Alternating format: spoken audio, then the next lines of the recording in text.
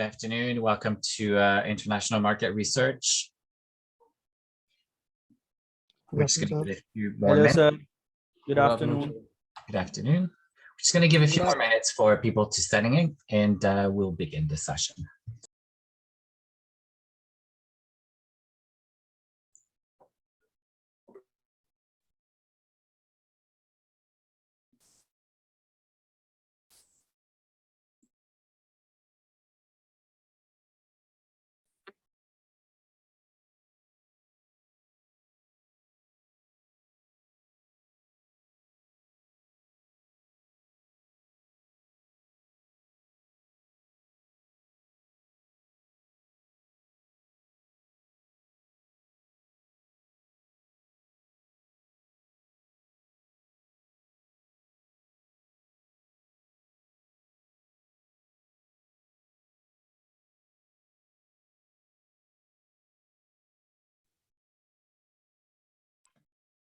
Happy Monday. I hope you all had a good weekend. So we have a busy day today. Today we have the test. So there's the test. We are in week 5. There's the test. The test will be on the second part of the class today. So we're going to do, we have a few items we need to review in terms of, we have the material for today. We have a field study assignment project as well, which is one of the assignments for your mark. So the due date for this is November 8th. So we're getting close to November 8th. October will go very, very fast. And then we're just going to do a quick review of what that assignment is. And then we're also going to look at your submissions for the teams and the challenges. So the business problems, challenges that you're trying to solve. So the companies you pick. And I have not had a chance to look at the details of all of them, but I have a bit of insight that I would like to share with the class. So we're going to do that. And then as a reminder, the textbooks, if you don't have the course textbook yet, I really suggest that you do. There will be questions. I inspire myself from for the material, but also some of the exams will include questions from the textbook. So very important. And I will say, as we progress through the semester, there will be even more material that will come from the textbooks as well in the assignments, the tests. So do get the textbooks if you haven't received a textbook. And even for today's topic, we talk about surveys, and there is more in the textbook as well for when it comes to survey and observations. Today's week material is not going to be in a test that we're having for today. So today we have a test, but it's going to be covered the previous week. So today's material is not going to be in this test, but today's test, but it will be in the midterm exam. So we're going to have the midterm. So we are in week 5. Next week is a holiday, so there's no class next week, but I will put together a video, an async video, because we have material. We still have material to cover. So I will create a video in support of the class material that you will be able to find on Canvas. But I will do a video similar to what I did for when we met with Skip our first week. So I will do a similar video, so that you still have support content for the PowerPoint as well. We still have material to cover, even though it's a holiday. So there's no class next week, but there will be a video that I will be producing for the class. And so that means that when we are coming back, we are going to be, so we're week 5, then next week is week 6, and then we come back week 7. So week 7 will be the midterm, and then we have a week off. So it's going to be very crunched for the next little while. And I'm sure this is with me and this is with other classes too. But when we come back at week 7, we have the midterm. So the midterm, but we're also going to have a class lecture. So we're going to have a class lecture, and then we're going to have the midterm. And in the midterm, anything for week 1, 2, 3, 4, 5, 6 will be in the midterm.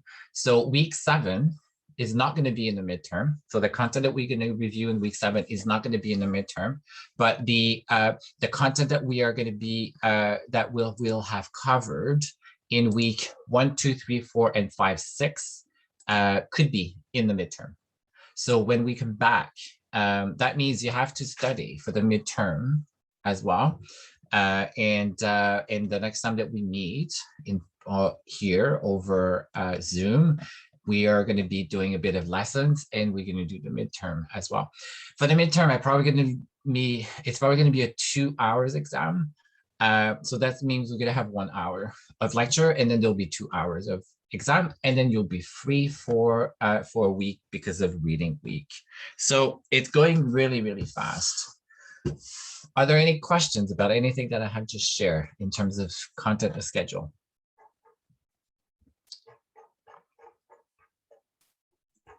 Sure, midterm is gonna be in the week that we're gonna meet, right? Because next week is gonna be an off due to Correct. Thanksgiving. It's week 7. Yes, so the questions, are they gonna be the same like the multiple choice questions and the multiple answers and true false, or we can get like some short answers as well in this? So in today's, there is a short answer. It's a very easy short answer, but there's a short answer in today. So I'm slowly exposing the short answer and see how the class does with short answers. So I have one short answer today. It's the last question is a short answer. I think I said 110 words. So minimum 110 words to maximum 150 words.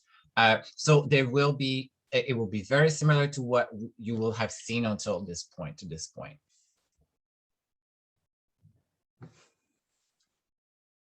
Is that answering your question?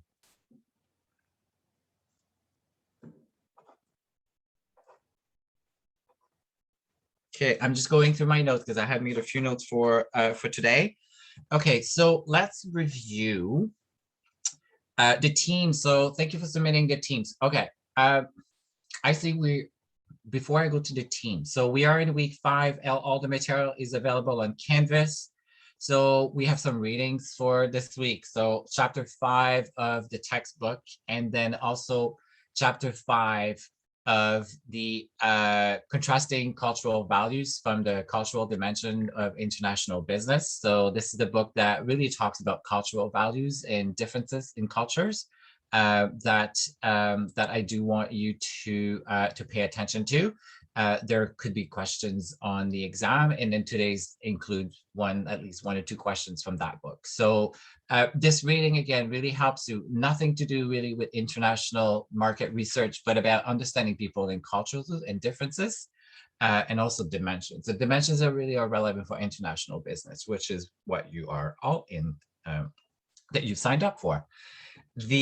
And then we have the class lecture. So we're going to have the class lecture is taken from the textbook, and then we are going to see if we can actually do a in-class exercise. So it will depend on how much time we have left. In the event that we have no time to do the in-class team exercise, you can do that into your teams, and then I have sample answers that I eventually publish. And I did the same thing for last week. So last week we had a focus group team exercises, and then I've published some sample answers that you can also review and consult. And I did the same thing. I had some review questions, and then later on, a few days after, I actually published some sample answers so that you can actually compare your answers. And I can use any of this material and include them in a test. And then we have our chapter test, and I also have published some review questions for this week that you can actually practice yourself. Those are taken from the textbook, and then in a few days I will open up the sample answers as well.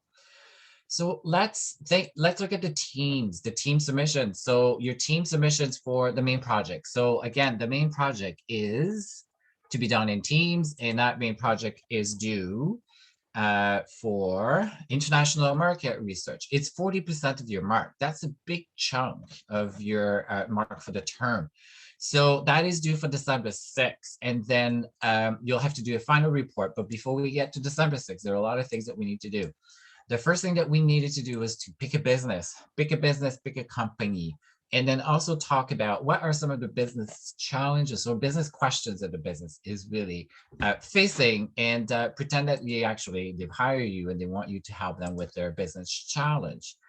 So and then the next question was, let's look at some of the research. What would be some of the research questions, or that the research would be focusing on to be able to answer the business questions? So thank you for submitting. I can see that almost every team has submitted their name of the company, the business problem, and the market research problem as well. So if you remember, we talked about in class that the business will often have a business problem. They're looking at symptoms. So they don't know why something is happening, but they have a challenge or they have a question that they need answers. And they're looking at you, they're looking at someone to say, I think we need to have a research. Then the research will look at what do we really need to do in a research to be able to help the business. So it's knowing that the business is dealing with symptoms, but you have to understand what could be causing something and then go and figure it out through research. That's really the intent. So let's review some of the examples that I have received for some teams. And I've looked at the time that I look, I had one team that had submitted, and now I can see that everybody has submitted, which is good, but I have not had a chance to look in details, but I've seen enough to be able to share with you some immediate insights or input based on what I see. And I'm hoping that whatever I will be sharing now for this team will help other teams too. So other teams may have to, after this little exercise, you may feel that you have to go back and make some changes, and I'm pretty positive that you will have to.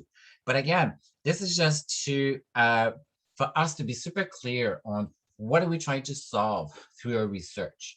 So let's look at the first team. So I have team number, but the team numbers are really irrelevant. I'm only interested, in making sure that everybody is assigned to a team. So to that topic, I can see if you scroll to the bottom of the list, all in yellow are people that it looks like they're not part of a team. So, and if I've misunderstood, then perhaps you want to you want to move yourself to the teams that you belong to. But as I was going through the Excel sheet, it looks like we've got 1, 2, 3, 4, 5, 6, 7 people in the yellow that looks like they may not be part of a team. So if you are part of a team, then please go put your name in that team. But if you're not, you're going to need to find a team, and perhaps you can say that there's two teams here. We almost have two set of people, enough people to have two teams. So make sure that everybody is on a team. I did some cleanup as well. I suspect I have a lot of people in the canvas that are in the list that were not students. Yes, I can see that we have someone's hands up. Reedy? Yes, sir. Hi. Hi. I actually had a team, but last Thursday when I checked in, like the whole team 5 is gone. I had 3 people. I don't remember who were they. But like for now in team 5, it's just me. Okay, so you were with people, but you're all by yourself now. You've ended up being by yourself. Okay. So my recommendation is if there is a team that is not full capacity, so, and I think I've said we want our teams to have, let's just do 4 to 5 people per team. So 2 options here is if we have a team of 4, then you can join a team of 4 if there's a team of 4 that is willing to have someone to join their team, or you can form a team with everybody else who's in yellow. So now you will need whoever is in yellow, you all should be connecting, and if you want to be connecting here today, that is also an opportunity to do it, perhaps in break time, in our break before our exam. But you, with knowing that we have other people, then perhaps you guys can connect and see if you guys could be forming a team. Okay. Sure. So thank you. yeah, thank you. I think we had another hand. Jasveer? Sir, can you go to team 19? Yes. And sir, the name at the top, Jasveer Singh. Sorry, Sir, so it's not. Yeah, somebody changed it. Okay, so okay, yeah, I had a question about Harley Davidson. So is the team 19 team all from Harley Davidson? Yes, I'm not sure about Jasveer Singh at the last. because he didn't contacted us. But at the top, somebody changed my name. My name is Jasveer Soghi, and somebody changed it. Yeah, so the way I see your name here on the Zoom, but it's a bit different from what we see here, right? Here we see Yes. with VIIR, so it should be GAISVIR. Yes, sir. And are you part of the Harley Davidson team, Jasveer? Yes, sir. And can you change, like, I put both problem in one box. Can you transfer that problem? See, I wrote that the market research problem. Can you cut it and put that on the other box? Yes. Like this? Thank you. Okay, so who's on your team, Jasveer, then? So I'm sure about the first four, but I'm not sure about Jasveer Singh. Who's that? Okay, so well, what we're gonna need to know, we're gonna need to make sure that whoever we see here listed on Team 19 is part of a Team 19. So we need to know who's on Harley Davidson. And sir, there are only two Jasveer in our class. We don't know I think about somebody that name. accidentally that hidden added there. it, sir. Yeah, you can delete that name because there are only two Jasveer Sogi and Jasveer Singh. No, and no, Rupani, that is. Sir, just the last name, just Veer Singh, just cut Oh, it. Yeah. here, yes, you were double, Yes, right? and everything is okay, sir. Okay, so this is all the Harley Davidson? Yes, sir. Yes, sir. Okay, perfect. Good. Okay, good. So, okay, awesome. So we still have though some people in yellow that I don't know where in which team they are. So we know that Ridi is looking for teams. So let's make sure that we have room for Ridi, and if we have otherwise if we have a team who's kind enough to accept Ridi, that would be awesome. Just let Ridi know that you're willing to have someone to join. Yes, I see Ramandeep. Hello, Professor. Hi. I have sent you an email about my team member. My team is Team 9. Yes. Only I have written initial in front of my name. No one has written that. And I did the work for the Walmart. I asked you about their email so that I can contact with them, but you didn't reply. Yeah, I know, because I can't really share email addresses. So I was waiting for today's class. So Ramandeep, you're with Walmart. You're Walmart? Yes, I did the work for the Walmart for the both. Okay, that's awesome. So really, you just need to know who is No. Kajalpreet or No. Isha part here, right? No, I don't know who they are. 3 people. Okay. Do we have anybody who's on Team 9 here today in our session? They have not written their initial. Professor, one request more. Can you add a one column for the email so the people can write their email there? We can contact with each other. Okay, we can add a column, and we just have to make sure that people are okay. So let's just, sorry, I'm just. So you can ask everyone, they should write their email there as well, initials they have written.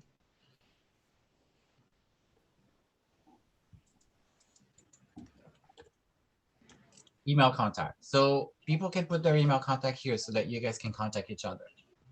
So, I just added it. Is that good? okay, thank you so much. But what about the other members who are not?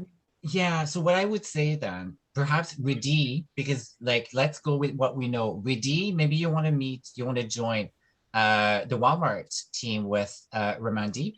Yeah, then sure. we'll see who else. I don't mind. Yeah. Yeah, we'll see who else will join the Walmart team as well. Team 9. Yeah.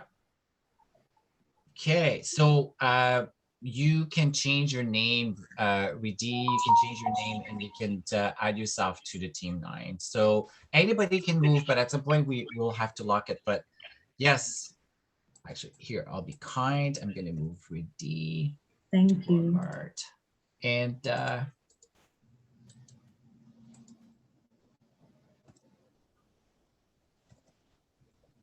okay, so I have a feeling that maybe the other students are actually not in the class anymore. So the school has to give me a more up-to-date list too. But at least we have Ridi, so I'm not sure if your initials are HRH, but let's put initials so that we know that you're validated, you're on this team. Good, and I don't have to have you in yellow anymore. Okay. Do we have someone is trying to get my attention? Amandeep?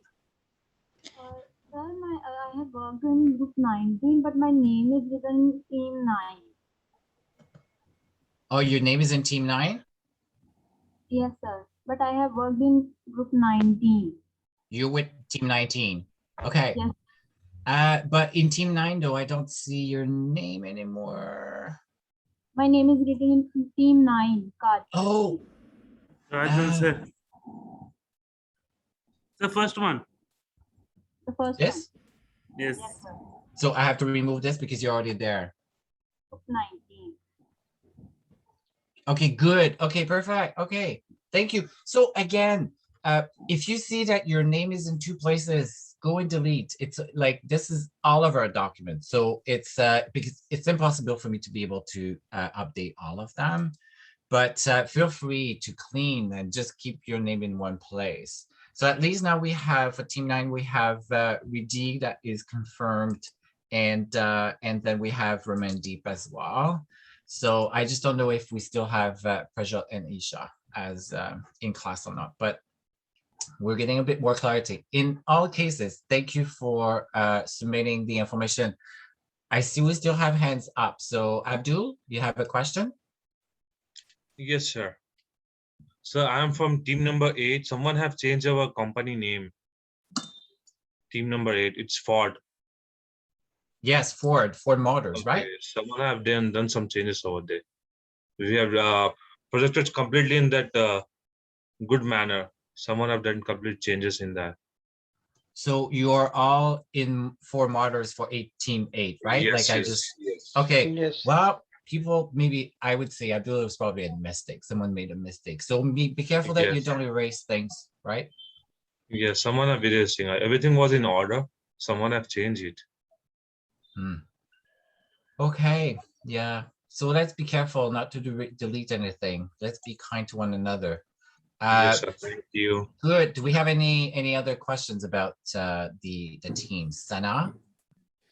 Hi, sir. Actually, I've written Amazon in just one line. If you Yes. could put that in the entire column, just the one more in the full column, if that's possible. Yeah, and again, this is something you could do too. Okay, like I'm not going to be offended in this thing. Like it's good. I may do a little bit of visual fixes just so that we can more easily follow. But this is all. It's everybody is okay for anybody to go in and fix it where we feel good. So thank you for submitting. Thank you for all the submissions. It looks like we have someone on chat who said that they're looking for someone for their team, Jasvir. So Jasvir, which team are you on? And perhaps maybe we've already talked about your team, but Jasvir is on a team and they're looking for some more people. Team 19. Okay, so you're looking for someone more, like more people in team 19? Okay, you're on team 19 and we're looking for one more person. You already have 4 people. So if in the event that our Walmart team, but Walmart is a good team too. So I'd like to add to Walmart too. I will say, okay, so well, we know team 19 is open to have someone else to join their team too. So that is another option. If someone is empty and has no team, you can join team 19. And you should just introduce yourself, but email it and get in contact. Good, thank you, team 19.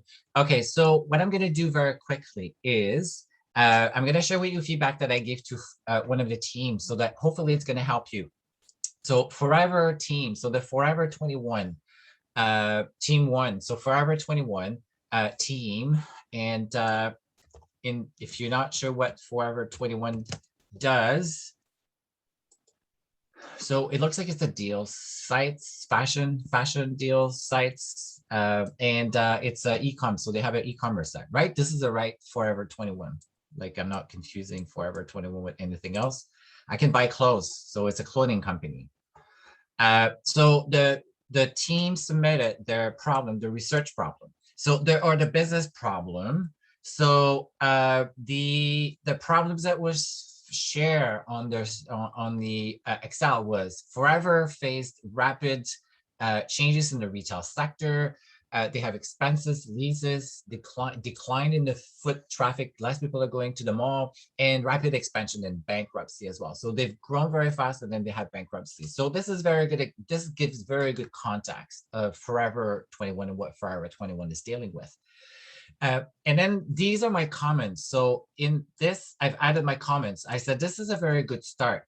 Now, and then the feedback to the team, my feedback to the team was, what is the main questions that if let's say I'm a manager or an executive at Forever 21, that I'm trying to answer? So that I was still not sure what was the main question that Forever 21 wants to solve through research. Then I said, perhaps, are they asking themselves, what is the international, and then that was more question two. I said, what is the international element? So I'm assuming that Forever 21 has brands and stores anywhere at an international level. I don't know them in details, but I wanted to know what is the international element for Forever 21 based on the business problem that you gave me. And then, and some examples of business challenge, but I don't know. So the team will need to confirm what is the specific questions, 1 or 2 questions that they want to answer through research. So is one of the questions that the executives have is, should Forever 21 continue to invest in malls, in shopping malls? Is that one of the questions? The other question could be, what is causing fewer customers to shop in malls? Why are less people going to malls? I think we have a sense of, but because there's internet and e-com, but those who do still go to the mall, why do they go to the mall, right? Another question is COVID responsible for all of it? Like, is COVID one of the reasons why less people are going to the mall? Or was this even something that was already happening before COVID? Or is the other business question that the business is trying to answer is, what are consumer preferences when it comes to shopping or shopping in a mall? So this team would need to give me a little bit more clarity on what are the specific questions that Forever 21 is trying to ask. They did a very good job by telling me the context. Times are difficult if you're in retail. COVID, right? And people were not even allowed to go to stores, and less people are going to shop in malls, right? We're buying a lot from the internet nowadays, but you still have people going to the malls. So I think Forever 21 is trying to answer, should we continue to be in big malls, or should we continue to not be in big malls, but have small locations? I don't know. So, and the more specific the team will be, the easier it will be to build a research. So that was my feedback to this team. And then I move on to the market research. So then the market research problem. So I think this is what the team has provided. They've said the market research problem is the fact that they didn't account for the amount of stores they open. Forever 21 did not focus on targeting their segment, which was the younger generation. Coping with the latest trends was on their mistake as well. So, but still, I need to know, what are we going to try to answer through research? So I think it's a very good start, but there's a few pieces missing. That was my feedback to this team. And I have a feeling that I would probably be providing similar feedback to the rest of the teams too. Are there any questions for the Forever teams, or any questions about anything that I just share about the Forever 21 when it comes to the business problem and then the market research problem? So right now, it's hard to tell what the market research problem will be, because I'm still unclear about specifically what is the Forever 21 trying to answer. Yeah, I think I'm from that team. From yes, hi. Hi. And yeah, I was reading your feedback, and I think the last question is the one. Like, what are the consumer preferences when it comes to shopping? Because this problem start before pandemic. Yes. And I was like seeing that they open again stores like this year. Yeah. And people don't like it. People hate it. Okay, so yeah, the other question. So it's okay to have a few questions, but they kind of need to be related, right, around the same problem. So mall, I think it's shopping, mall shopping, I shopping think it's the preferences. quality of the clothes. Like, they're comparing a lot Forever 21 to Shein. Like, you know, like Shein now is like it's really cheap and it's online and that. Yes. So they say like Forever 21 was for millennials and for baby boomers. Now for Gen Z, it's not anymore. They don't like that.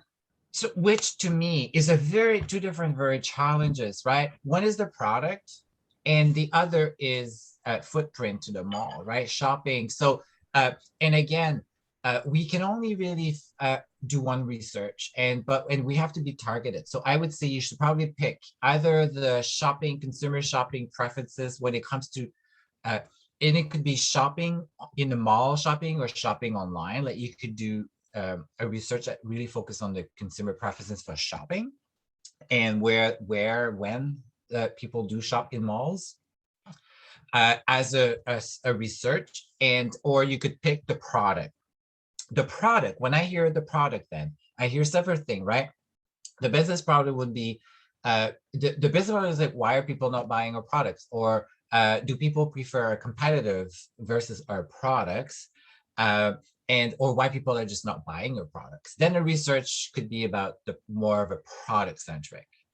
So it would be more about what do people like about Forever 21? What do people like in these other products? Or who is the competition to Forever 20, which is a very different angle for your research than shopping consumer preferences. But I would say you have to pick one or the other because you're not going to be able to do everything in one research. I don't know if this is helping you, but you have the choice to decide on whichever angle. Good. So if you're noticing, my goal is not to add a lot of items and make your research complex. I want a good research that is really focused and we're clear that why we're doing this research. And we need to be focused because not one research will solve all challenges for any of those businesses, right? But if we're clear and once we know, it'll be so much easier. It will be a lot easier to know. If Maria was telling us today, right now, that she would pick the angle of shopping, like shopping habits and consumer preferences for shopping online or shopping in the mall. And perhaps it's not even, they may discover that it's not about buying online or between buying to the mall. It's just the overall shopping experience. And then sometimes you need both. Sometimes people choose to go to the mall. Sometimes people go to buy online. But I think, and that was the other question as well, Maria, is make sure that the international element is well understood here too. And maybe, the mall situation is very different in India than it is in the US as well. And from an accessibility or whatever as well. So yeah, that's we have that information. I think they close in 40 countries. They are in 68 and now they close in 40, including Canada, Japan. And yeah, we are like looking on international, like why in that countries. Because in Mexico, they didn't close in Mexico. Okay, so maybe some other markets are still, the mall is a big thing. Yeah. So I don't know, right? So good, okay, perfect. So let's see if there's another topic or company we could look. Airbnb, so the Airbnb team. So we have, this is team number 2. We have Akash, Vani, Tavinder, Vishnudas, Drashti. So we have Airbnb. So again, I haven't had a chance to look at all submissions, but we're going to do this one together. So Airbnb, we all know Airbnb and some of their business problems. So let's see, failing to abide by local laws and STR regulations, check-in, check-out times changes, getting a reservation to cancel, late notice from a guest, amenities problem, noise complaints, partying guests. Yes, we know there's a lot of bad publicity around Airbnb. Now we also know that Airbnb has been very impacted by COVID, right? Like a lot of people have even lost their jobs. So so there are a lot of business problems. Guests left a bad review, broken amenities. Is COVID also responsible from the above business? If yes, how is it impacted? If no, how can Airbnb resolve these? Okay, good. Okay, so I think we are targeted here. Yes, they have all these challenges, but I think, and the team, feel free to tell me if I'm not reading this right. But you're saying Airbnb have all these challenges, but you're trying to think from a business, was these challenges even happening before COVID? And is COVID responsible from the above business or not? Or is there something else that is causing? But here though is, I would assume then that Airbnb is losing business. They're losing businesses, they're losing people, they're losing customer. But we know that COVID has a big part to play. But perhaps they were losing customer too because they were having all these issues, which is not good for their brand. So if COVID is responsible, so the business wants to know, is COVID responsible for this or there's something else? And then if yes, if COVID is responsible, how is it impacted Airbnb? If no, how can Airbnb resolve these? Okay. So Airbnb wants to know, is COVID responsible for all of these things? And if there are, then how has it impacted? And then if it's not COVID, then how do we resolve? How do we fix? So I don't know what the answer is, but I think this is what I understood is they're losing business. I think they're losing business. Is it because of COVID? And if it's not because of COVID, then what do we need to do to resolve? So how do we get more business and how do we get back on track to where we were? And it's almost like we have to assume that we're talking about post-COVID. There's no more COVID, right? So if COVID is behind us, then what does Airbnb need to do to get more business and not lose business and provide also better services? Did I understand the problem correctly, Airbnb team?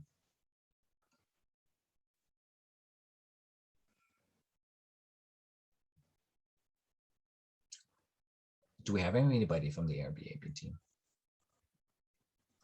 Yes, sir. So we can make it more flexible, like the accommodation and everything, like amenity. We can make it flexible so that the guest or the customer can give us a better feedback on this.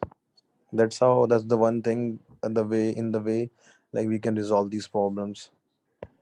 So very good point, Akash. Now, we don't know yet, right? So my question is, we want to design a research that will help answer the business questions, but it's too early to talk about solutions, right? What you're suggesting is it's already like we have a solutions, but we're still researching, right? We still need to do a research to help Airbnb answer the questions that they have. So it's too early to talk about solutions, right? I don't expect solutions yet at this stage. You may have solutions later on. At the end of your research, that will say, we found this. We actually found that providing better accommodation will be a solution. People want better accommodation, better policies, maybe, but it's too early to talk about solutions. We don't even know what we're looking for. But it will become relevant later on. So, okay, so we're losing business. We don't know if COVID is responsible and how much COVID is responsible, right? I think COVID is responsible, but by how much? That's maybe more the question. Now, this is a good example of a descriptive research because now we really know exactly by how much COVID has impacted Airbnb. This could be your research. It's more specific, it's descriptive. We know COVID has impacted. We're not saying has COVID impacted, or are we saying, are you trying to understand if COVID has impacted or not? Because then that would become more of a discovery research or exploratory research, and we may have to do different things. So we don't know to have the answer today, but you may be able to find out some of the answer through secondary research. But let's go on the research problem column that you've shared. You said identifying and studying a good city to invest in his regulation, conduct a neighborhood analysis and comparative market analysis, why market research is important in terms of expense and monthly income, who are the target consumer and competitor. Okay, so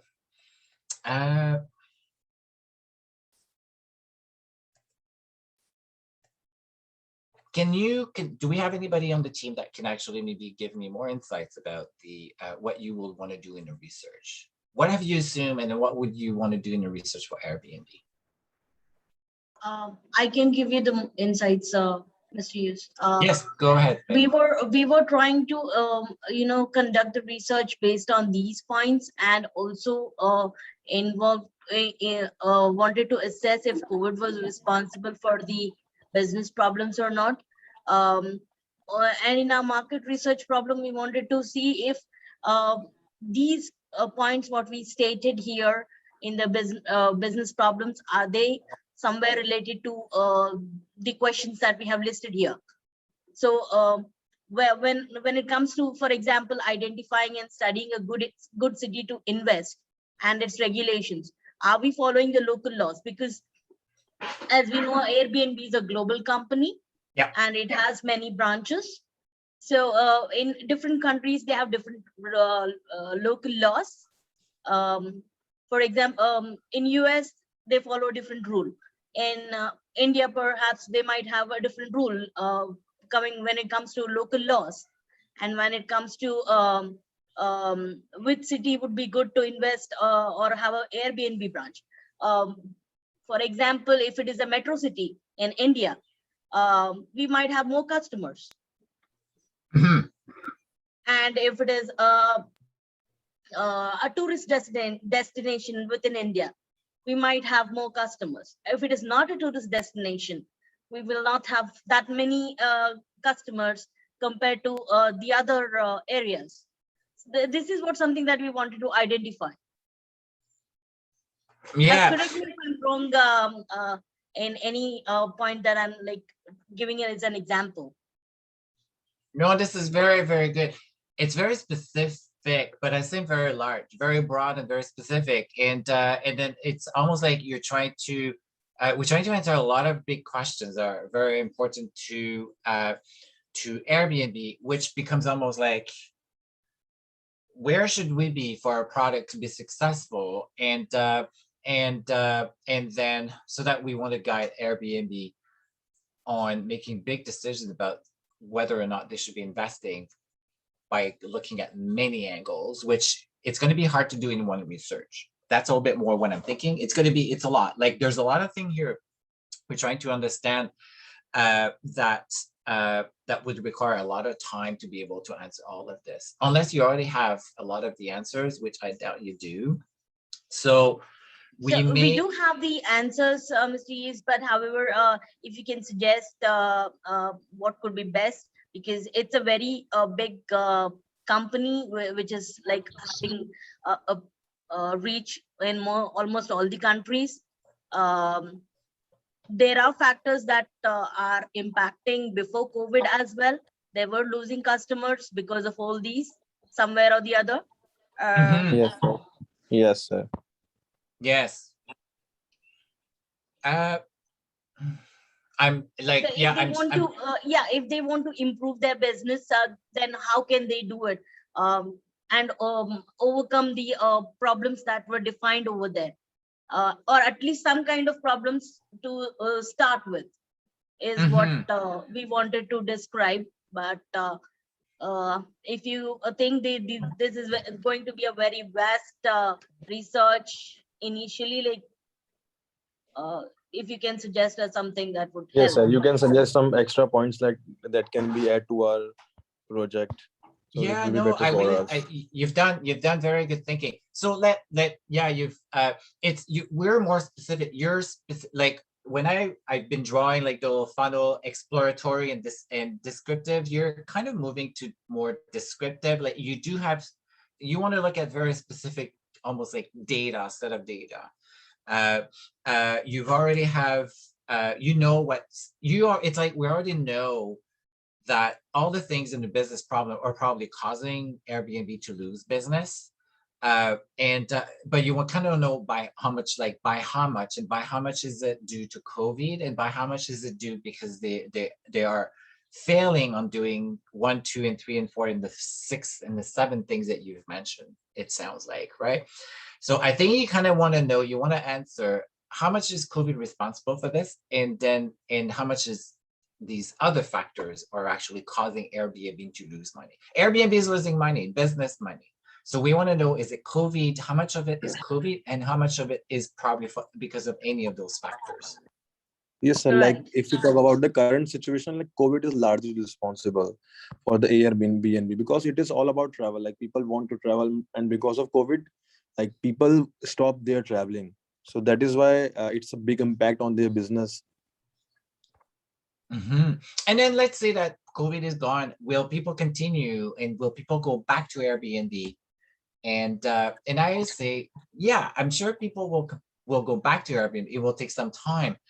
Yes, But sir. some of these factors here will affect because it's hurting them, their brand, right? Some people will question twice, but I don't know that we can solve this. I think we need a lot more mathematical models and data within Airbnb to figure it out. Is there something at the perhaps our research could look at? Are there places where Airbnb has not been as affected? And why has Airbnb not been affected in a particular market? That could be, you could say, has Airbnb been affected similarly or not similarly, maybe in India or in other places where COVID was maybe not as bad? I don't know. Like, and then we could see why, what has caused Airbnb from a consumer point of view, perhaps. Is it consumer or is it there's something else?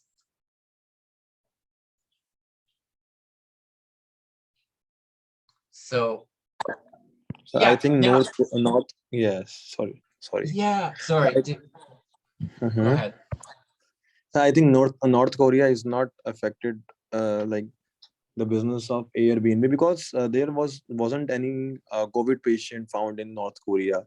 So I think that country is not affected in the business of Airbnb. So if we know that it's not affected, then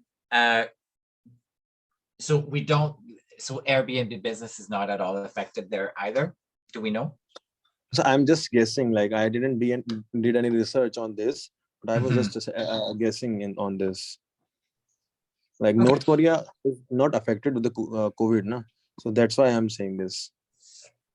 So perhaps maybe one research question could be, what do people value so much about Airbnb? And what do people value in an Airbnb could be, and then we may find out that something that actually has nothing to do with these 7 or 11 factors. I don't know, but you do have a good product. But I think I still think that we need to think about specifically what are we be looking at so that your teams, all of you, are super clear on what specifically, and don't try to solve everything. It's impossible. It's going to be impossible to solve, but pick one angle or one questions for the research, and we'll do that very good, but you're not going to be able to solve everything. So that would be my advice to you. And I'm happy to, if you want to think about it and you want to update this. So now we have this document here. You can all update, and then you can ask me to come back and look at it too. And from time to time, I will look at it, but it will be better if you were to tell me, Eve, can you please look, we've made some changes, and I'll come and I'll be able to guide and then give more clarity. Okay, so good example. Tom, you guys are very ambitious. Thank you, sir. Thank you so much. Sure, we will revisit this, and we will see if anything can be changed, and maybe probably we will ask you to revisit. Suggest us something. Yes. Consider this Excel sheet is a living document. Okay, so it's a place for us to refine, update, so that we get more clarity, and then for me to be able to guide you. So it's your document. Feel free to go in and update it to be more clear. But everybody on the team, on the Airbnb team, or the same thing with Forever 21 or any other team, should be very, very clear on what are we trying to answer, so that we can go and build our study. It will be a lot easier to build a study. But right now we will have a bit of a challenge to say what are we going to do in our research. But I know you were getting closer. I'm happy to see how the teams are very ambitious. You want to solve the world, but we're not going to be able to solve the world through one research. But I'm happy to see how you are all very optimistic and excited about the topics. These are big brands, big topics. Okay, let's look at one more. I'm just going to go down the list. So Amazon.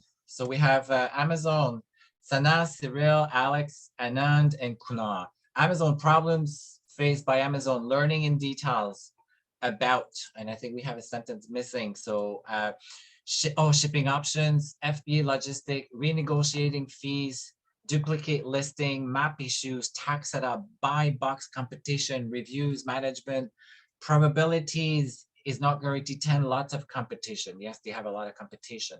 So, okay, there are a lot of problems. They have a lot of challenges, but my feedback would be very similar. What specifically do we want to answer from a business point of view for Amazon? For example, should Amazon be expanding in a specific market? Should Amazon be expanding for new products? Should Amazon, I don't know. So I'm not sure, but I'm assuming they're losing business, they're losing customer, right? And they want to know why. Why are we losing business or why are we losing customer? So we're a bit similar situation than Airbnb. Now, the difference with Amazon though, their business should have picked up with COVID, right? More people are buying online. So, but that also means that more business, more problems, more challenges, and more unhappy customer, right? So all of this could also happen. The market research problem, non-responsive, inadequate Amazon seller support, kinks in Amazon shipment tracking system, fake reviews for our products on Amazon, sales of counterfeit products, and copyright infringement by other Amazon sellers. So now, I don't know if we're saying, we know that these are problems, these are challenges that may be explained to business, but again, similar question, what will the market research try to do with our international angle? So it's easy, we know Amazon is worldwide. So I don't know if we have anybody from the Amazon team. Do we know what we're trying to answer specifically for Amazon? So we still have not got we have not done much research on this, but then we are trying to find like, is there any other way in order? Yeah, they have been like getting increased profits after COVID, but then there is a lot of competition in between e-commerce sites, and then so we are trying to solve a problem like how to get more profits out being in between like top leading companies everywhere. Like almost every country has their own e-commerce sites. Even in India, we have like different e-commerce sites like the Myntra and all that for fashion apps and different kind of products. So then how to build their like business more, how to profit out more, and then maybe like figure out how can they solve their problems through more research. Like, see, Amazon does not actually care about their sellers or what they sell or from where they sell. They just get connected to any local shops or like stores which is available, and they just sell their products. So they really don't have any like responsibility of like what is being given by them. But then later on, they get blamed for whatever happens in between their sales. So we are trying to figure out like what can be done in order to change all that in between Amazon. And also, if you could suggest something, like if we could find out something more about this topic. Yes, and again, you guys are good brands, very ambitious. We're not going to be able to solve all of Amazon's challenges. It's very complex to run a successful e-commerce business. Like there's so many angles, right? I come from digital. I'm a digital person. So research is one thing that I do, but I've managed big digital teams for businesses. Amazon is one of them that, you know, has always come in all the work that you do. So again, we have to think about what one specific angles that we will try to solve for them, for Amazon. Don't think that you have to solve all of their business problems, but think about, is there a specific country maybe that you want to focus on when it comes to Amazon and the competition? Maybe you want to measure consumer sentiment about Amazon in a place where it's not in the US, and a place where there's a lot of competition to maybe Amazon, and find out what do people know about Amazon and why do people value Amazon, or why do people value the competition? What do they value in the competition? And that will be good insight for Amazon to know. We know that people value Amazon very highly, but is this the same in all countries in India? Is it the same in South Africa? Is it the same in Australia?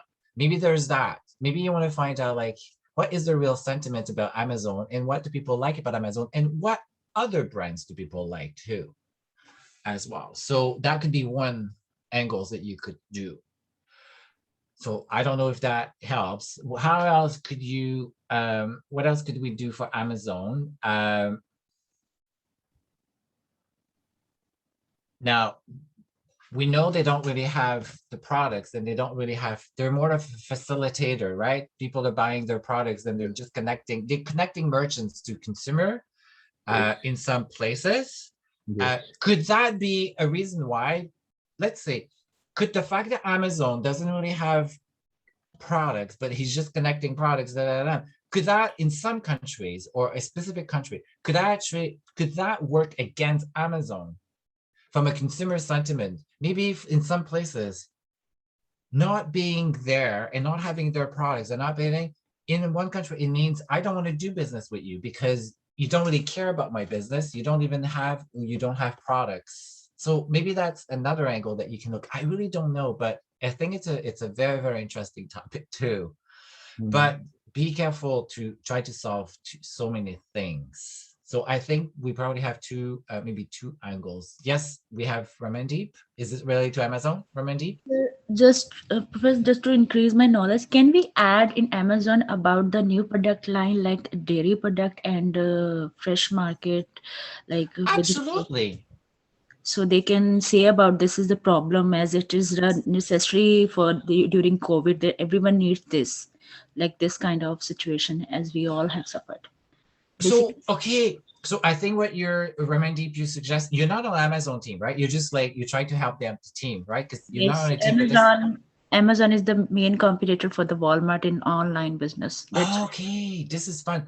So good insight. What you could maybe do, Amazon, is there a market to maybe expand product for products that are more grocery related in some places where maybe Amazon is not performing as well? And what would be the sentiment around that, or even the appetite from consumer point of view in your research? That could be your research. You could focus on, and you could say, are there competitors that are doing actually very well? Is Walmart maybe doing very, maybe the Walmart and Amazon can do, you can think of something too, and then you do something similar or different, but you help too, like it's just different brands. I don't know, but very good input. So I don't know if this is helping Amazon or any team, but you see, I'm trying to be very, very focused, not solve everything, but at least we're going to know. Everybody, I should be able at some point soon, I should be able to go to anybody on the Amazon team and say, what is the business problem you're trying to solve, and what will the research do, or what are you trying to answer through the research? It will be important for anybody. So at least the team needs to be very clear. Then everything else will be super easy. It will be easy to decide what are you going to do in the research. But this is the hardest, difficult part, is doing this step.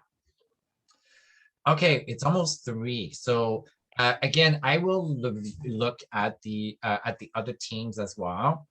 And I'm hoping, though, I didn't have a chance to look at all teams in the class, but all teams, I hope you've been listening very carefully, and then you're going to be making updates to your problems and research so that you're all very clear. So that was why I did it live as well, so that everybody will hear about the feedback. Yes, Ridi. Yes, sir. We are like, our team is getting in touch with each other, and Ramandeep did all the work, so we will update our work by Wednesday night. Is that okay? Yes, yeah, this perfect. Why I put these small little milestones is to make sure that we're progressing, because I'm telling you, the end of the semester will come very fast. And this is a big project. This is 40% too. But this is the most difficult part. Once we know exactly what we're trying to do and what we're trying to answer, it's easy. It's easy to do a survey. It's easy to create a survey. It's easy to do your secondary research. You'll know exactly what you're looking for. But right now, we wouldn't know where to begin. And the more clarity you'll have, you're not going to waste time on searching things that maybe are not relevant, right? Right now, we would be looking at a lot of things that maybe are not going to help us for the research. But yes, please feel free to update and make adjustments based on what I have just shared with the rest of all the teams to your own. I will review and provide more feedback, but my feedback would probably be very similar to Nokia and to any other teams to be really, really focused. The same thing with Ford and Harley-Davidson, but you all have picked very fun brands. We talked about electrical car last week. That's a very fun topic too. And I think electrical car is probably an easy one too, to really find out like the customer sentiment around Tesla. And here we're, and why is Tesla so good in US and not so good in other places? We know there's a shipping cost, there's, the tax and it. So, but you all have very good brands and very good projects. Your challenge will be to be small in scope and be very, very specific. Good, but I'm happy to see how ambitious. And Harley-Davidson is a good topic too. I have a motorcycle, so I don't have a Harley-Davidson, I have a Honda, but I'm a motorcycle rider. It's a very niche, very, very niche, and the people that are riders are very passionate and they're very loyal too. I really love Honda because I have no issues, but this is a fun product too, that you have problems. So which the problem with the market research phase and the research if their product will be acceptable. Okay, good. So I think you have you already have a good problem research. Is motorcycle like a good product or a viable product in India? And then what is a valuable product in India when it comes to motorcycle? Maybe you want to focus, I haven't read all of it, but maybe you could say, what do people care about motorcycle? Is it pricing? Is it them? And then is it quality? Is it the features of a bike? Or I don't know. This could be another research problem too that you could pick. But we already talked that quality was not acceptable by Indian population. So what is a good quality motorcycle in the eyes of an Indian customer? This is a perfect international. What is good quality for US is not good quality for India. So what is a good quality product in India? And then at what cost, right? That could be your only research, and this would be completely acceptable. Two, good. So we spent a lot of time, but I think it was valuable. And then let's move on to, it's 3 o'clock. So I'd like to probably finish by 3:30 and then to give you a bit of a break and then time to do the test. We have an assignment. There's an assignment for that is called the field project. So the project field study, and it's due for November 8th, very, very soon. So that will be a few weeks after we come back from our reading break. So I have put a milestone just to keep you, to make sure that you're on track and we don't miss our deadline, because this one is coming very, very fast. Project field study. So I've put a deadline, a milestone for October 11th. And that is next week, next Monday, but it's just easy, but it's very similar to what we just did. So here for our big project, I've said, make sure that you know the business problem and the research problem you're trying to solve. So the milestone for next week is for the project field study. So it's a research. So it's also a research. You can do it individually or you can do it in teams. And if you're smart, you're going to do it to help your main project. So, and let me explain to you what the project field study is. But it's going to be, the project field study is a research. And I have a full section that I've created on Canvas just for the project field study. So it talks a little bit more in details, but you're either going to do an interview or you're going to do observations. So we're going to talk tonight about survey, interview, observations. So it's trying to put in practice doing interviews or doing observations. And then from next Monday, I want you to pick a topic as well. So there's a choice of 5 topics that you have to pick. And again, you can do individual or you can do team. So you have to pick one topic. Next week, you're going to have to tell me what the topic is that you will pick. And then are you going to be doing interviews or observations? So I'm only asking you to do one or the other. And then I want you to provide me the contact info for the person with whom you'll be conducting the research, meaning your client or your customer or the people that you'll be interviewing or the people that you'll be, so it's going to be points, it's not what I want to do, cancel. It will be who you're going to be interviewing or observing. So it's not who you're doing, if you're doing in team, who is your team? Who will you be interviewing or observing. I need to make sure it's real people. So I could contact them and say, has Vinny conducted a study with you? So that is what you need to do. You need to think for next Monday. So this can be done by yourself or in your teams, and you have the choice of 4 topics. So the first one is, perhaps you want to do this study, an interview or observation to inform your main international market research project during your discovery. We are in discovery we talk about Airbnb, Amazon. Perhaps you could tie in this research to your main project. So that topic number 1. So you could say, Professor Eve, I'm going to do interview or observation to help my research. Or maybe you want to learn more about international management from a manager's point of view. So here you would be interviewing, or you could be observing someone who's in business, who is doing international management. They're already doing international management. So, and then you think, I'd like to interview them, or I'd like to observe them to see what it looks like to be in their shoes, to help you from your career point of view, right? Because you're doing a diploma. The other reason that you would want to do interview or observation will be to discover the role of an international market research employee in their day-to-day. Perhaps you want to interview or you want to meet someone who works for a research firm who does international market research and learn from them. So another topic that you could do is explore an area or topic of interest and immerse yourself in it via a field study. So perhaps you want to learn about electrical car and consumer behavior about electrical car, which one of our team has selected. And you say, I'm going to interview dealers, or I'm going to go to a dealer and follow and observe consumer in a dealer. And that could help and inform your research, right? You see, like this almost become number 1. Right? So you're informing your main research, but you're specifically going to car dealers because you want to learn about specific topics, and that topic is the electrical car. Perhaps you want to learn about something else, and maybe you want to learn about how people use the checkout, the self-checkout in Canadian Tire or one of the store, and you want to see how the dynamic, what people do, what people pick, why some people pick this, and you observe, or you do an interview after someone has done self-checkout. Maybe you want to ask, why did you do self-checkout and not go to a cashier? Like maybe, so it's an interview, but it's in the store too. That could be one. And then the other thing is you want to use it in conjunction with another method for your data collection for your international market research project. So this one is kind of related to number 1 too. So here I'm saying you would do this field study to inform your market research. And perhaps in your market research, if you're the Tesla's team, maybe you already know that you've said, we're going to do observations, or we're going to do a survey, we're going to do in-depth interview. Then this is your in-depth interview for your market research too.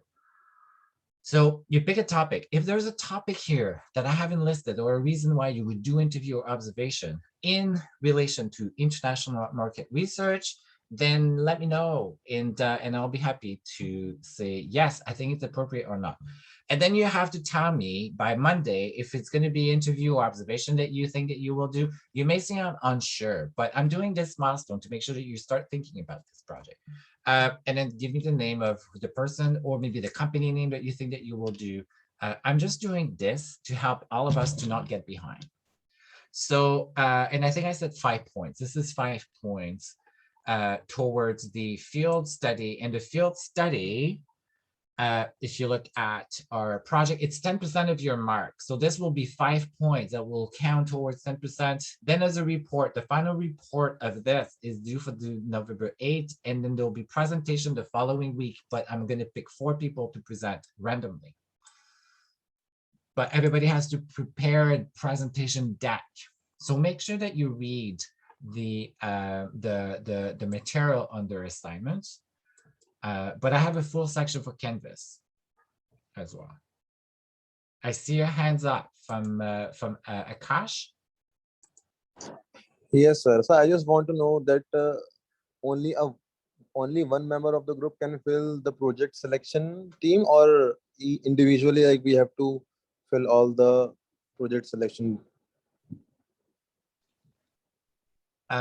Good question, Akash. So if you're going to do this in teams, then you have to tell me in the submission. So you would say, Eve, Mr. Eve, I'm Akash. I'm doing it with the following people on my team.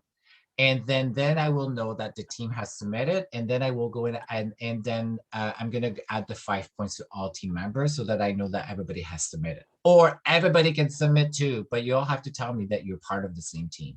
You have to tell me if it's individual or team. Perhaps I will add a question that says, are you doing it individually or in teams? And then if you're in teams, also give me the team names. Okay, You sir. should, if you do it in team, Akash, then do it with the same team that you're doing the main project. Otherwise it gets very messy, right? Yes, sir. But if you say, I want to do it with just one more person, and then here's the person, that's okay too, but I would strive to stay away from mixing up teams because it will get confused. But if I have someone who says, you know what, I'd like to do this project, but I want to do it with Akash, but we're not on a team for main project, but I will do it at Akash, and here's what I'm going to do, that's okay too. And but you just need to tell me that you're going to do it with someone else, and then who that person is. And if you choose to both submit, that's okay. If not, then I will know that you are with someone else. So yes. Okay, sir. Thank you. You're welcome. And again, I created a full section on Canvas for that talks more about the project field. But right now, all you have to worry about submitting the assignment, and I think I've put a due date, so I think it's already there. But there's a full section that talks more about what is expected in the field study. This is a research, so we have to. You're gonna need to go through the step. What is the problem that I want to solve through my research? What will my research do? So, and I give you a research plan. So the research plan has more questions to help you think, but you will need to have all of this into your report as well.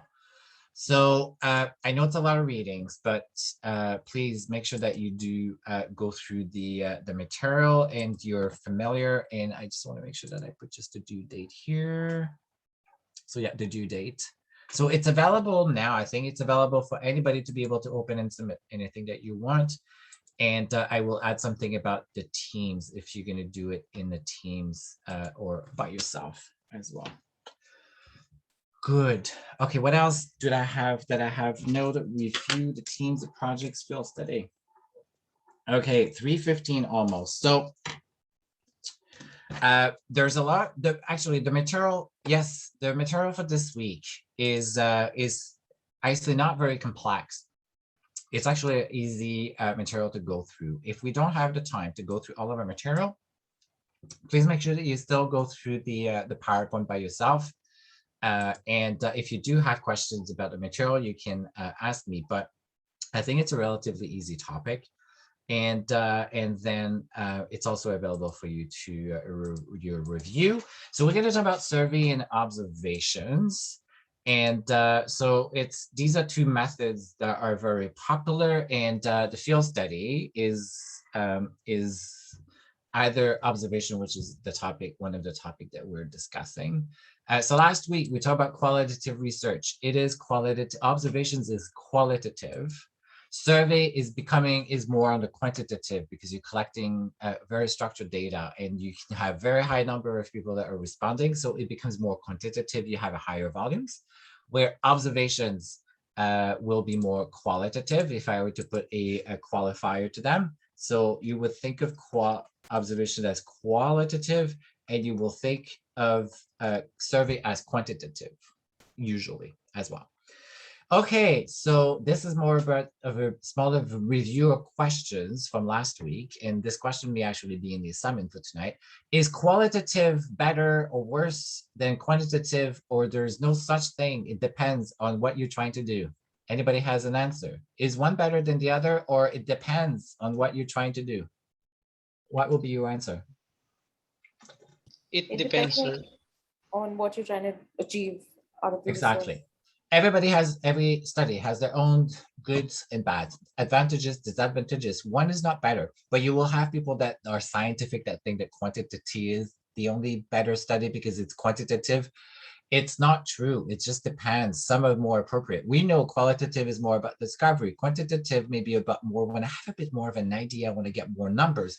I will say the Airbnb team is almost getting more quantitative because they have very, very specific things and factors that they were looking. They were kind of moving more to quantitative, But qualitative and quantitative are as good. It just really depends. What's more important is about making a good choice of doing a survey or doing an observation.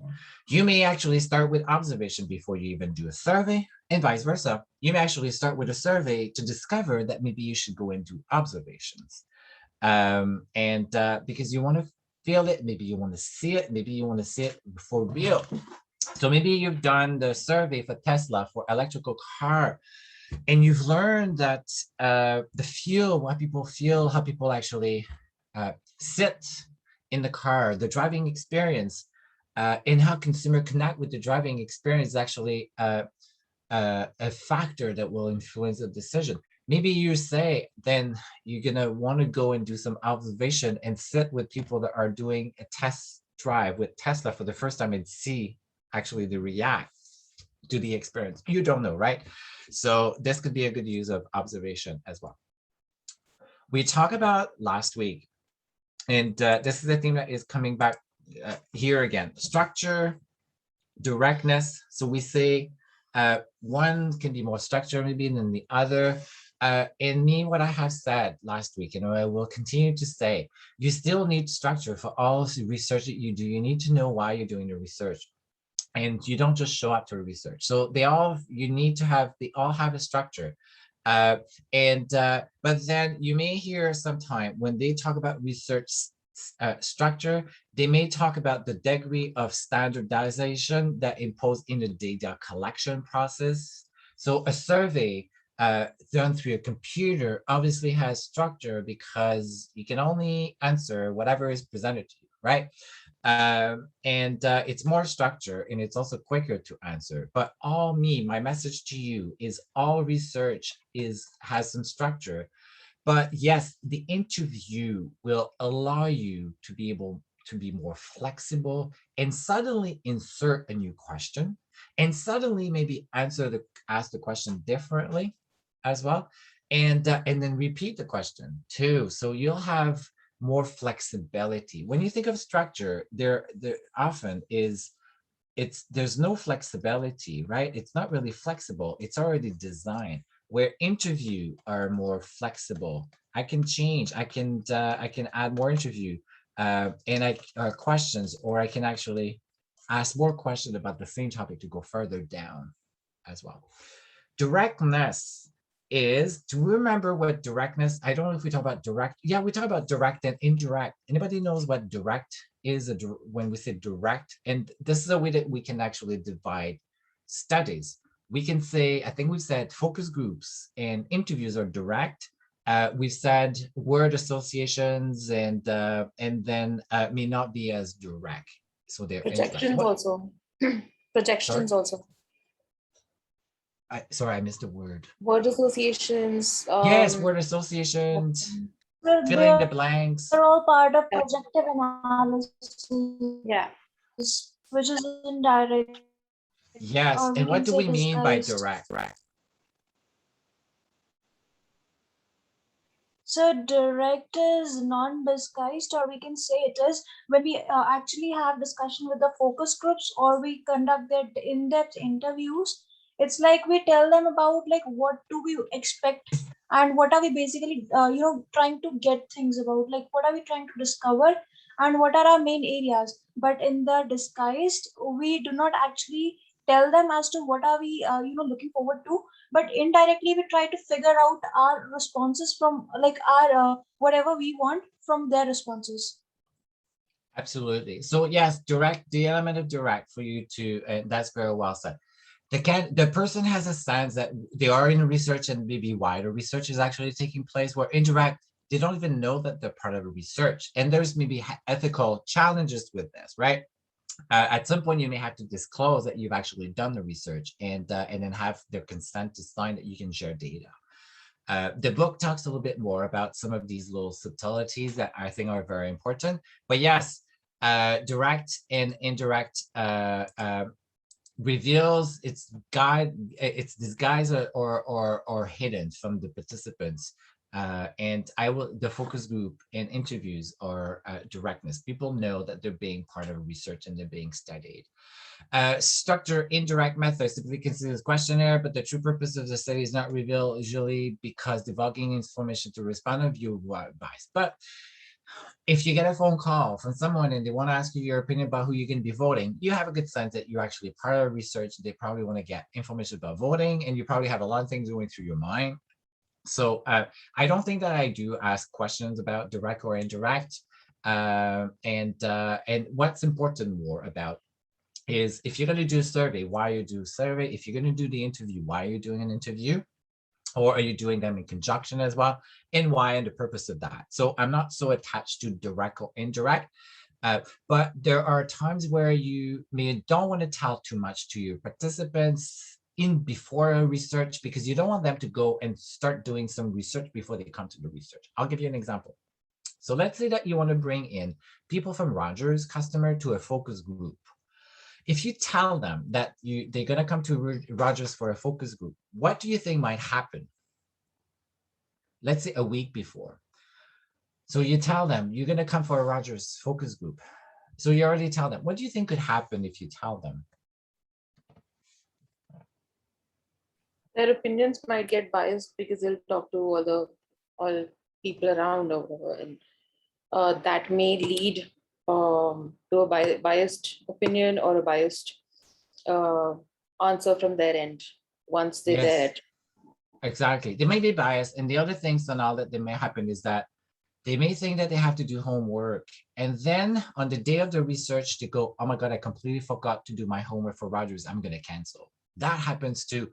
So you typically, when you do a focus group or you do an interview or you do a research, when you do a focus group, you don't want to tell them specifically for what customer it is, but they may have a good sense that it's probably going to be maybe about Rogers or telco, telecommunication, because what happens is when you call to them to filter the people that are eligible for the research or not, you ask them questions to see if they fit your targets. And through the questions, they'll have a sense of what the product is, right? They may not know specifically the company, but the research, the screener, it's called the screener. The screener may have said, so now, do you shop to any of the following companies? And then they will say Rogers, Fido, Telus, Bell.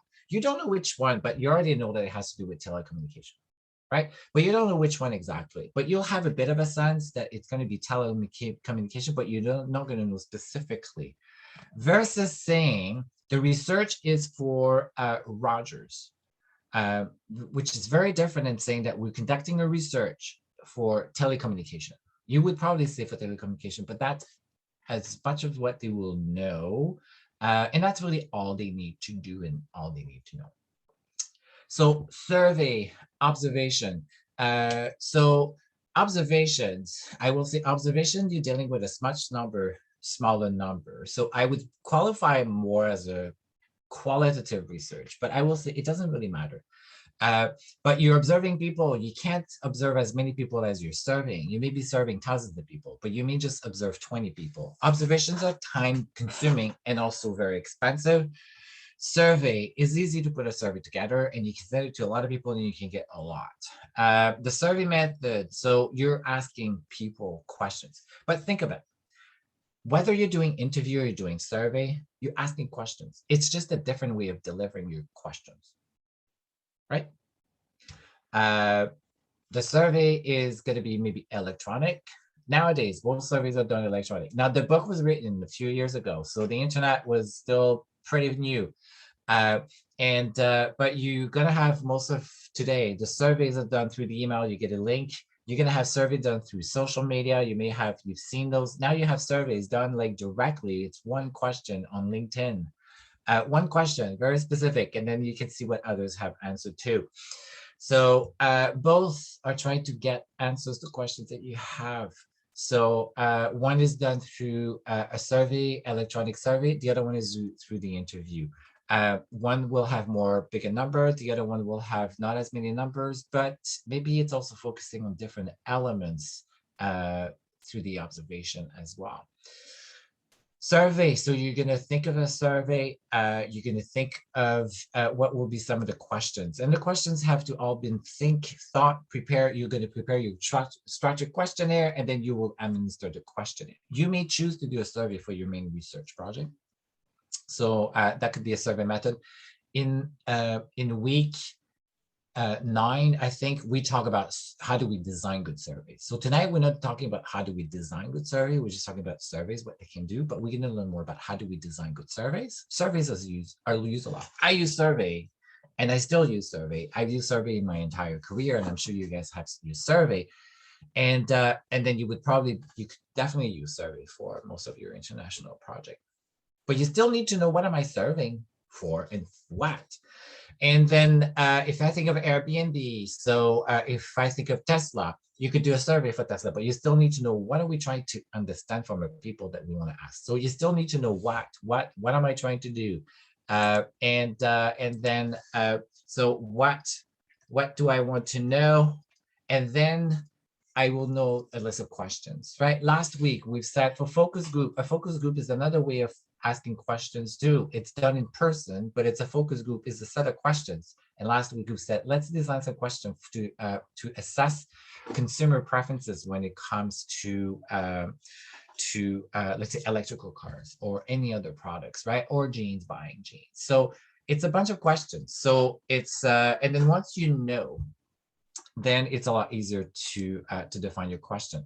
In a lot of survey, you're going to have demographics, you're going to have questions about who, gender, but you already have a bit of a sense of who they are because you've already done a screener, hopefully, for your interview or your observation as well. There's many things that you may want to look at, whether or not you should do a survey or you should do something else. And again, need to know, what am I trying to answer? And maybe you need a survey to do your discovery for some of your projects. And then do I want to get a lot of data as well quickly? And then do I need to do the analysis very quickly as well? So here you would really want to have structure and very, very few free-form texts. So you want questions that they answer, and you want to use the scales so that you can quickly get a response from the survey. Now, one of the very popular survey tool you may have heard of is SurveyMonkey. Do we have anybody who has used SurveyMonkey?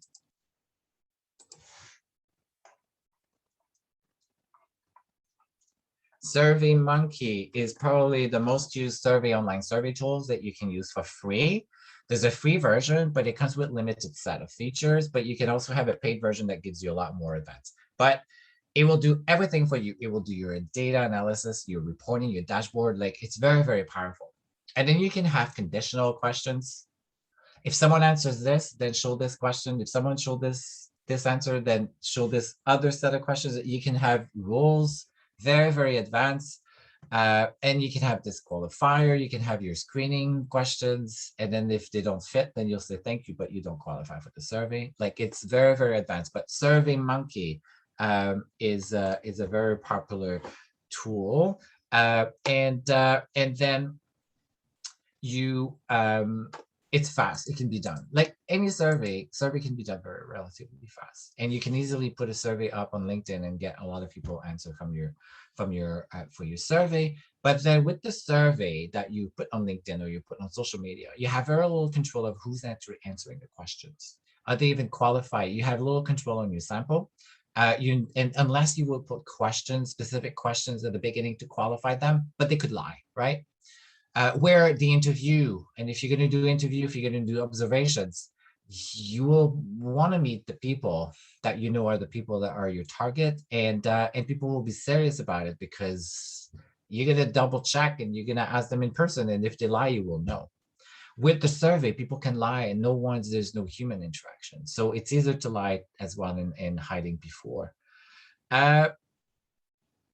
So the book, again, goes in so much more details too, but let's see if what I would like to surface with you, knowing that it's already 3:30. So in-mall, in-home, or mall intercept, or computer assistant CAPI, computer applications, something, technologies. So think of this as computer. So this is, or you can think of internet, like a survey done through the internet, which is what we do now. But back 10 years ago, I think when this book was written, that was a new thing.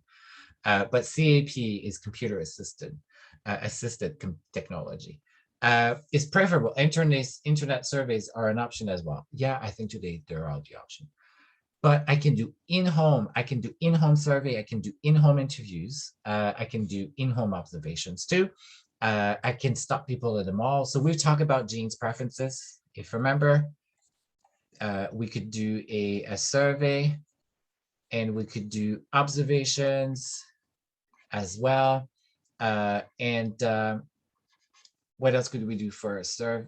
So we do a survey, we do observations, and then maybe we do some interviews too, if we wanted. And that's called triangulation that we talked about in the malls, in the store. And when people are done doing their shopping, you can ask a bunch of questions. Then you could do the same thing if you were at the dealer's shop with Tesla, or if you were at any physical location of a store, you could ask some questions as well. The technology and the internet will give you nowadays, you can have pictures, you can have a lot more information that you can put to a question. Over the phone, when you do a survey, you don't have anything that you can show to people, right? So it has to be very short questions, and but you can't show images. You obviously cannot ask them to give them their opinion about how good maybe a specific soda taste versus a competition. This you will do in email, you'll do in person, and people are actually trying to taste the product that you want to do. So some methods are not appropriate at all, right? You're not going to do a phone survey to evaluate the new a new product, but you will do in person, and you will have people to try to the new product, and then compare your competition in person in a mall or in other setup that you will do. As well, if sample control is an issue, cold mail, but not the mail panel, fax, nobody uses fax, or electronic methods may not be appropriate, right? So sample control is that you need to know who's actually answering what questions. A mail panel is that it's a set of people that have already subscribed to participate in studies and research. Most companies do have that. So you will know who is, and you know if they're qualified or not, and you would send your survey only to them. So at least you know that these are people that are qualified for my product. Maybe they're existing customer. But where with cold mail is you just sent a survey to anybody and you don't really know who they are. So it's still good. You will get insights, but you can't know in confidence that those people are really matching your target customer, because nothing really guarantees that whoever has answered are really the people that, or sometimes you know little about them too, right?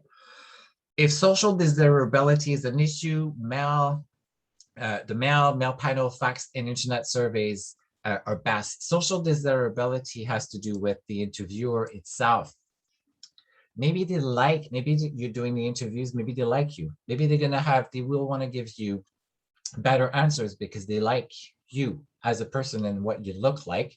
But that is a bit of a bias when you do interview or observations. So they may want to answer in favor because they think you're a good person. In a survey, they don't know who is behind a survey, right? So they don't care. They just see a paper. They just see a form with questions. They may care about Rogers if it's Rogers, but there's no effect with social desirability. So it's more anonymous. Think of this as being more anonymous. There's no bias. So if the interviewer bias is an issue, the use of mail is a favor, and then speed.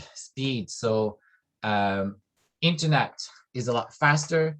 Email, telephone. I say telephone surveys. I don't know if as popular now that we have emails. We can do a lot more respondents through email automatically through analysis and telephone. But unless a telephone is also assisted by a computer that registered the answer, and then through your touch phone, right?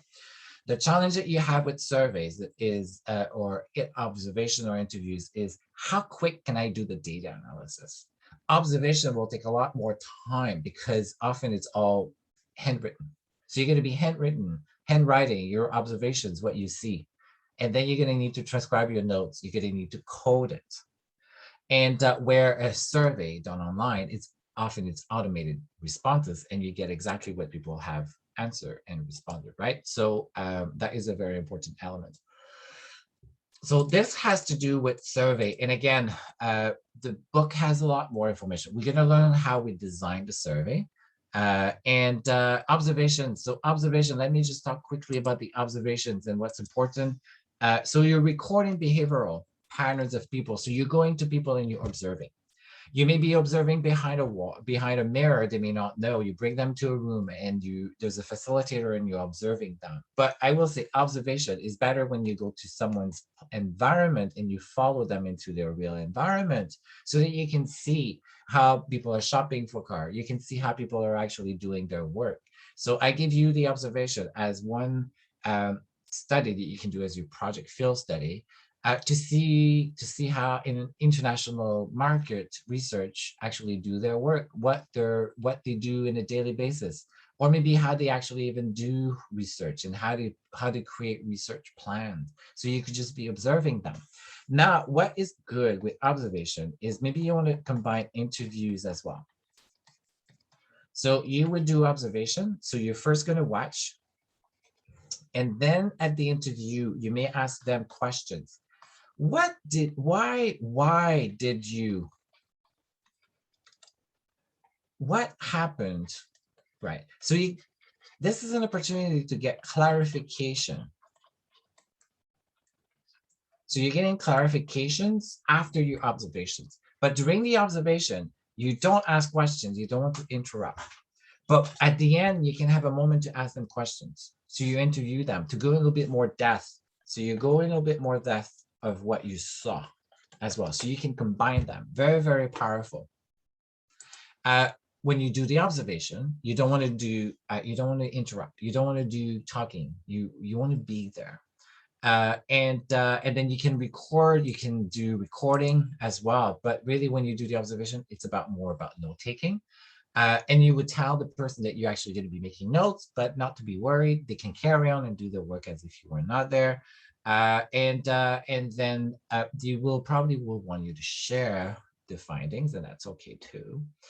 Again, everything is structured, but observations will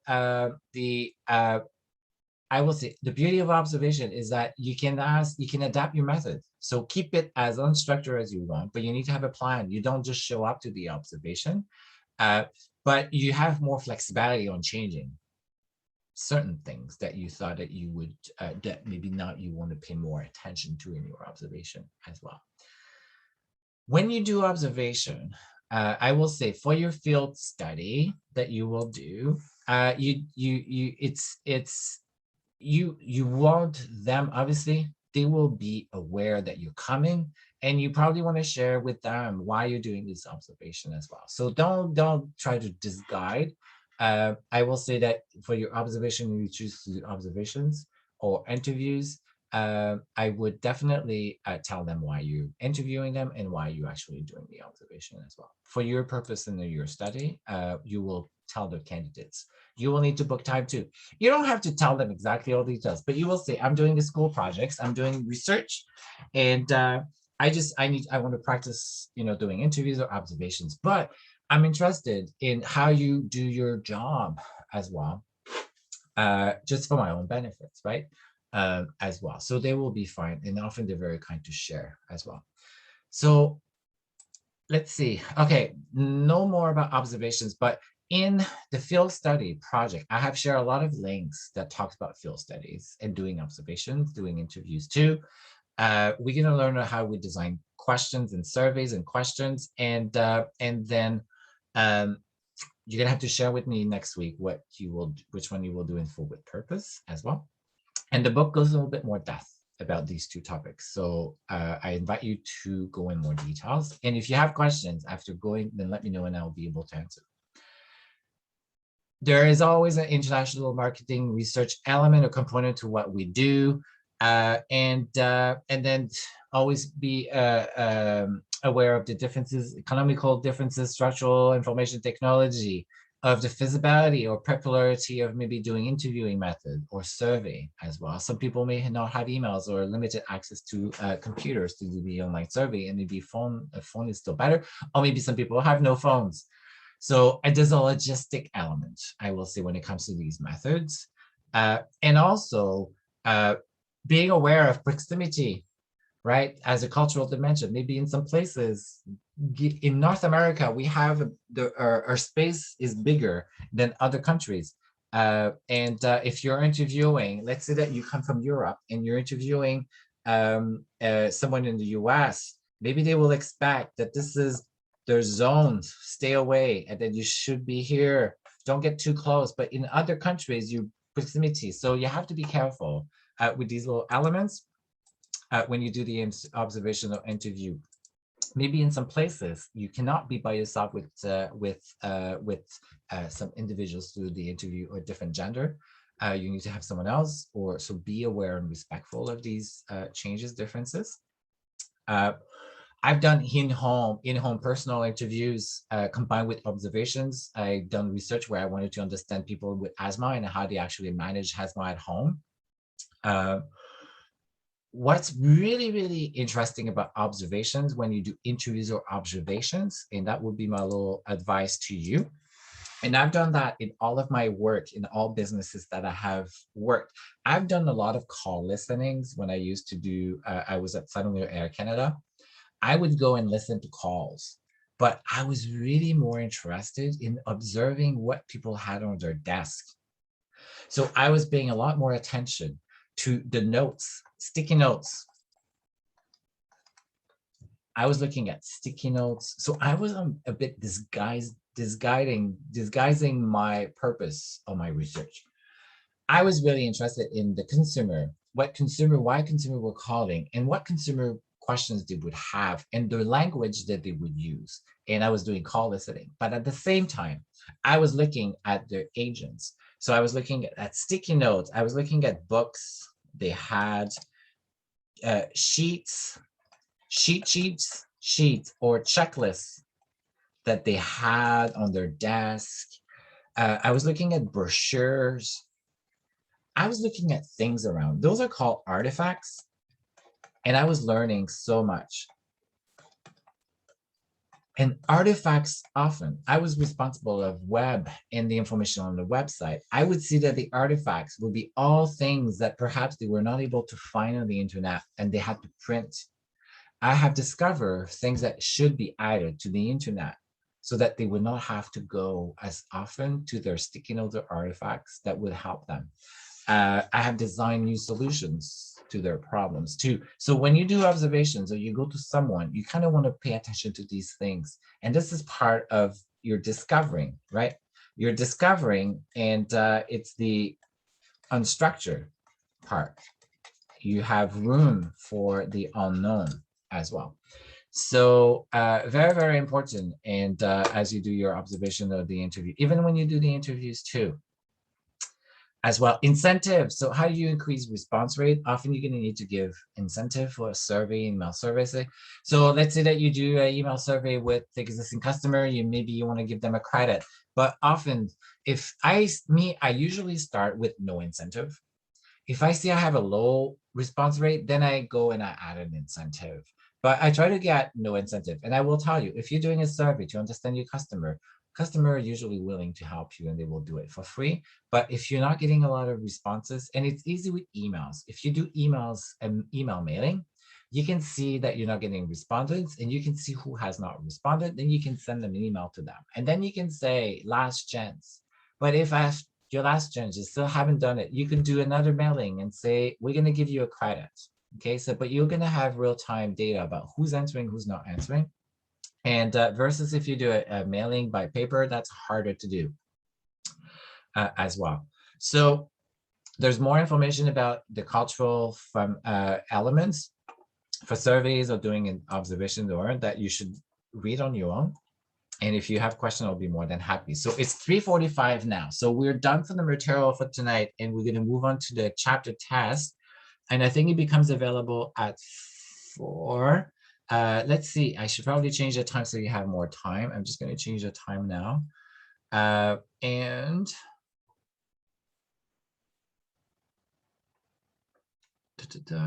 for just going to update the time so that it's available now to anybody who wants to actually start it. But it's 75 minutes, but you're not going to need the entire time. Let me just do this. Okay, so the test is available now, and it's 75 minutes, but I think people will take about an hour. And it's 75 minutes. So from the moment that you start it, then you are committing to do it, and you have 75 minutes to do the test. I think it has 28 questions total, a mix of true and false, multiple choices or multiple answers. Really be careful with multiple answers. And that is the one that says select all applicable answers. If you have one of those that says select all applicable answers, there's usually more than one answers. Read them well, because if you don't select them, you lose points, right? So if you leave a lot of them empties, you lose points. Also, don't just check them all. If you check the wrong answer, you lose points too. But if there are, then pay attention to the select all applicable answers. I don't think there are as many as the first test. But you'll see some true and false.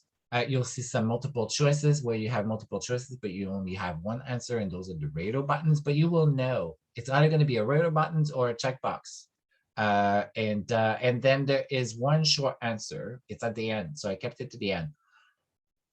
Each answers are shown one at a time, and you cannot go back. So make sure that you take your time to read and answer. But once you answer, you cannot go back. So make sure that you feel confident in the answer. And there's 28 or 29 of them. The short answer, I think I said I need at least 110 words to 150 words.